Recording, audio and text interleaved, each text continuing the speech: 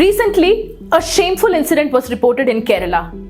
A class 10 girl student was insulted by religious leaders for coming on stage to receive an award during a prize distribution ceremony at a madrasa function held at Ramapuram in Malappuram in Kerala. As soon as the girl stepped onto the stage, the Sunni Muslim leader threw a tantrum and asked the men on stage, "How dare you invite a girl on stage? Did you invite the girl? You will face the consequences if you repeat this mistake." The incident that took place at the Darul Uloom Madrasa in Kerala is not a one-off case. Let's unbreak this news. Following this incident, the orthodox Samastha Kerala Jamiyyathul Ulama SKJM has been facing the heat for its actions. SKJM leader MT Abdulla Musliyar, who insulted the girl student, has not yet apologized to the girl. On the contrary, SKJM has defended its leader's actions. Let's take a look at what happened on stage during the award ceremony.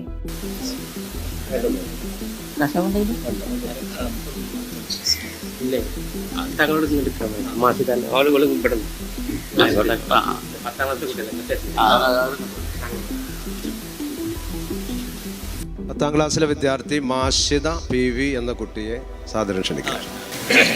പെൺകുട്ടികൾ 10ാം ക്ലാസ്സിലെ കുട്ടിയാണ്. ആരോട് അങ്ങോട്ട് വിളിച്ചത്? ഞാൻ മേലിൽ നിങ്ങൾ വിളിച്ചിട്ടുണ്ടെങ്കിൽ കാണിച്ചു തരാം. അങ്ങനെ പെൺകുട്ടികളൊന്നും ഇങ്ങോട്ട് വിളിക്കണ്ട. സമസ്തന്റെ നിങ്ങൾക്ക് അറിയില്ല. സമസ്തന്റെ തീരുമാനം രക്ഷിതാവിനോട് വരാൻ പറയും. ഞാൻ വിളിച്ചത് അല്ലല്ല, ഞാനല്ല, ഞാൻ എന്റെ കുട്ടീനെ വരണ്ടെന്ന് പറഞ്ഞു.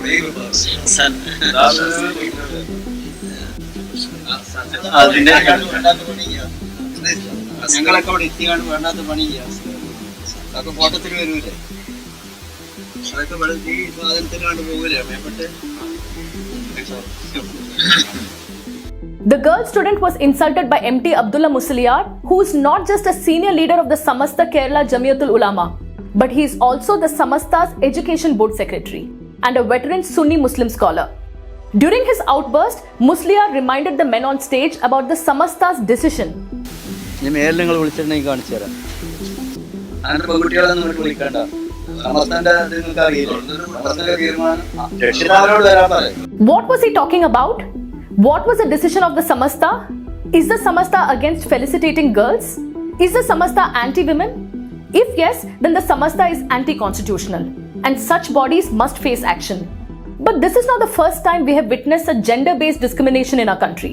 Such gendered inequality, gender discrimination and misogyny gets institutionalized when it creeps into our education system. For instance, take a look at this offensive passage published by the CBSE, which was part of its class 10th English question paper. The passage reads, "What people were slow to observe was that the emancipation of the wife destroyed the parents' authority over the children. The mother did not exemplify the obedience upon which she still tried to insist. There was more room now for disagreement between the parents, enabling the child to appeal from one to the other, eventually ignoring both. In bringing the man down from his pedestal, the wife and the mother deprived herself, in fact, of the means of discipline." The gist of the entire passage is this: children don't obey their parents anymore because wives don't obey their husbands. Therefore, they have lost their control over their children.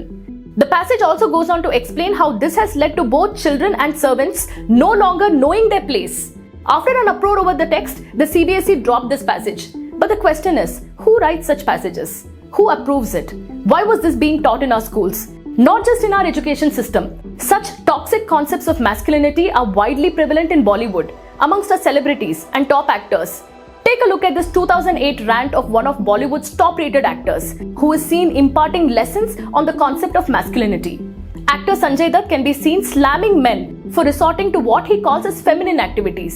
According to him, men belong to gyms. He insults men who cook or look after their babies. He asks, why are men wearing purple and pink? He cautions Indian men and says, we are in danger. We are losing our gift, manliness. He even gives a lesson or two on what pets men should keep. Not Pomeranians, but bulldogs and Labradors.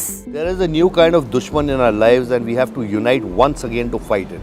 Problem ye hai, there are too many mard log these days who are walking around with long hair, waxed legs and shaved chests. Men today are spending more times in beauty parlors than in gyms where they belong. ये मर्द सिर्फ नाम के हैं, ये cooking करना चाहते हैं, they want to look after babies, get their hair permed and their face steamed, they want to feel like bhenjis, wear clothes like bhenjis, put on cream and lotions like bhenjis, they even choose colors that are feminine. Tell me yaar, what is wrong with you guys who want to wear purple, pink and mauve? ये manly नहीं है यार, girly है। भारत के मर्दों, we are in danger losing our gift, manliness. So let's not grow long hair like shampoo models. Let's not perm our hair or use curlers in our hair. Let's not shave or wax our legs and chest. Let's grow beards and stubbles. Let's keep long sideburns. Let's not wear silk pants but scruffy jeans. Let's not learn how to pakao Thai food and dance salsa. Let's instead khao Thai food and dance bhangra. Let's not wear pink and purple shirts, baba, but blue, black and grey shirts, like a mud should. Let's not move around in girly scooterettes, but motorcycles. Let's fix our own plumbing and jam doors and windows. Let's watch cricket and football on TV and not stupid serials about in-laws. Let's keep bulldogs and Labradors as pets and not Pomeranians and poodles. Let's not have anything to do with facial and lip gloss and hand cream and counting calories and flowery perfumes or flowery anything. But most of all, let us not drink silly, pink cocktails and sissy beers. Let's only drink Hayward's 5000, the strong soda for men. This is the new Kranti I want to start. It's called Mardangiri. Cheers. How far does one stoop for doing a commercial ad? Gender discrimination and inequality strongly reflects in our economic indexes too. For instance, according to a 2019 report by the World Bank, women make up 48% of the Indian population but have not benefited equally from India's rapid economic growth.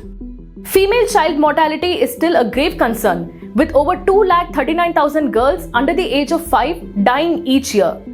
65% of women are literate as compared to 80% of men. India has amongst the lowest female labor force participation rates in the world. Less than a third of women 15 years or older are working or actively looking for a job.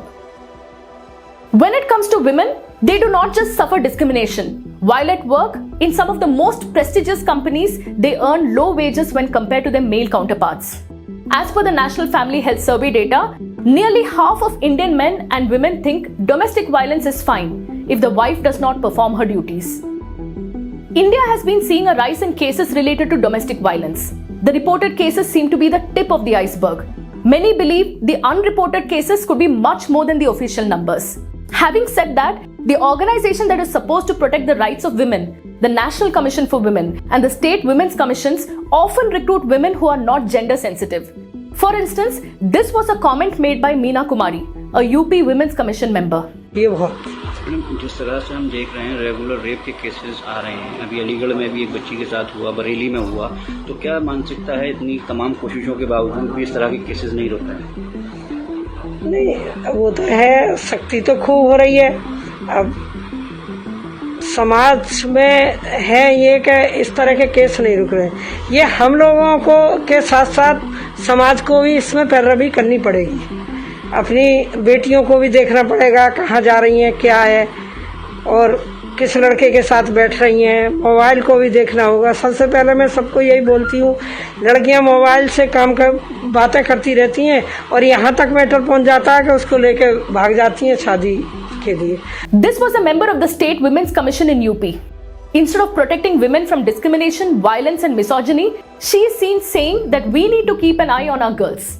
As we see it, no stringent action has been taken against her for her comments, and as per the UP State Women's Commission's website, she still continues to discharge her duties as a member of the Women's Commission.